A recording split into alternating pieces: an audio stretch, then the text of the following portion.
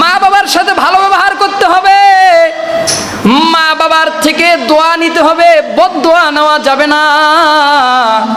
এই জায়গায় অনেক আল্লাহর বান্দা আছেন, অনেকের মা বাবা বেঁচে নাই। আচ্ছা, একটু বেয়াদবি মাফ করবেন, বলেন তো মা বাবা কাদের আছে? একটু হাত উঠান। কিংবা মা আছে কিংবা বাবা আছে, হাত উঠান। মাশাআল্লাহ, হাত নামান।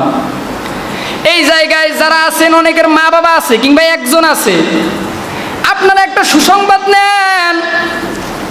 যাদের মা আছে কিংবা বাবা আছে কিংবা দুইজনেই আছে, আল্লাহর রাসূল একদিন সাহাবাই কেরামকে ডাক দিয়া বলে, সাহাবীরা রে, কোন সন্তান যদি তার মা বাবার দিকে নেক নজরে একবার তাকায়, আল্লাহ তাআলা তাকে তাকানোর উসিলায় কবুল হজের সওয়াব দেয়। সুবহানাল্লাহ। সাহাবীরা বললেন, ইয়া রাসূলুল্লাহ, ইয়া হাবিবাল্লাহ, ওগো আল্লাহর নবী, কোন সন্তান যদি দুইবার তাকায় তাহলে কি আল্লাহ দুইটা কবুল হজের সওয়াব দিবেন? আল্লাহর রাসূল বলেন, সাহাবীরা রে, দুইবার না, তিনবার না, কোন সন্তান যদি মা বাবার দিকে নেক নজরে 100 বার তাকায়, মহান আল্লাহ ওই সন্তানকে 100 কবুল হজের সওয়াব দিবে। এই হাদিসের উপর আমল করে পাকিস্তানের জাস্টিস আল্লামা তাকি উসমানী দামাত বারাকাতুহুম, তিনি অনেক বড় জাস্টিস, মুফতি আল্লামা তাকি উসমানী দামাত বারাকাতুহুম, তিনার বাবা হচ্ছে মুফতি শফি রহমাতুল্লাহ আলাই। তিনি ওই সময় অসুস্থ, হজের মৌসুম চলতেছে। তকি উসমানী আর রফি উসমানী দুইজন ভাই, তারা হজের টিকিট বাতিল করছে। বলে হজ করতে যাবো না। হজ করতে কই যাবো? হজ তো আমার ঘরের মধ্যে। বলেন সুবহানাল্লাহ।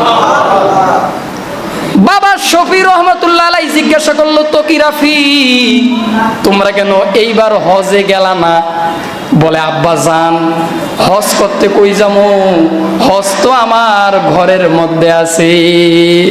বাবা এই কথা শুই না দুই সন্তানের জন্য এমন দোয়া করছে। তকি উসমানী কিতাবের মধ্যে বলতেছে যে আমি আর আমার ভাই যত বছর বেঁচে ছিলাম, তকি উসমানী এখনো বেঁচে আছে, ওনার বড় ভাই মারা গেছে।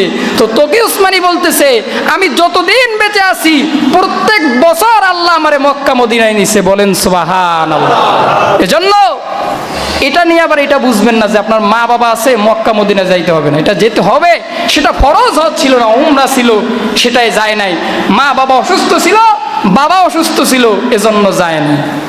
ভাইরা আমার, আরেকটা হাদিস শুনেন, বুখারীর হাদিস। আল্লাহর রাসূলের কাছে সাহাবী আসছে। সাহাবী আয়েশা বলে, ইয়া রাসূলুল্লাহ, ইয়া হাবিবাল্লাহ, আমি আপনার সাথে যুদ্ধে যেতে চাই। আল্লাহর রাসূল বলেন, না, তুমি যুদ্ধে যেতে পারবা না, তুমি বাড়িতে থাকো। সাহাবী আবার বললেন, যুদ্ধে যেতে চাই। নবী বললেন, না, যুদ্ধে যেতে পারবা না, বাড়িতেই থাকো। বলে, বাড়িতে যে তোমার বৃদ্ধা মহিলা আছে, বাড়িতে যে তোমার বৃদ্ধা মা আছে, তুমি তোমার মায়ের খেদমত ঠিক মতো করতে থাকো। মহান রব্বুল আলামিন তোমাকে জিহাদের মতো একটা ইবাদতের সওয়াব দিয়ে দিবে।